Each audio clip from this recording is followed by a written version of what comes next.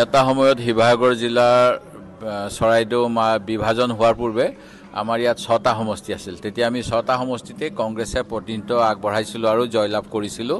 পৰৱৰ্তী সময়ত এতিয়া আমগুৰি সমষ্টি বিজেপি চৰকাৰে বিলুপ্ত কৰিলে। সেই গতিকে চৰাইদেউ আৰু শিৱসাগৰ মিলাই আমি 5টা সমষ্টি আছোঁ। এতিয়া আমাৰ চেষ্টা হ'ব কেনেকৈ আমাৰ পুৰণা শিৱসাগৰ জিলাৰ 5টা সমষ্টিতে কংগ্ৰেছ দলক শক্তিশালী কৰি আগন্তুক নিৰ্বাচনত জয়লাভ কৰিব পাৰোঁ। আৰু তাৰ কাৰণে এতিয়া অজয় গগৈৰ নেতৃত্বত আমি দলৰ সাংগঠনিক ভিত্তি আৰু মজবুত কৰিম। তেনেকৈ আমাৰ সোণাৰী চৰাইদেউ জিলাত উৎপল গগৈ তেওঁ তেনেকৈ চেষ্টা কৰিব আৰু বিভিন্ন জিলাত আমাৰ সভাপতি সলনি হৈছে। যোৱাকালি মই ডিব্ৰুগড় তিনিচুকীয়ালৈ গৈছিলোঁ, তাতো একেই।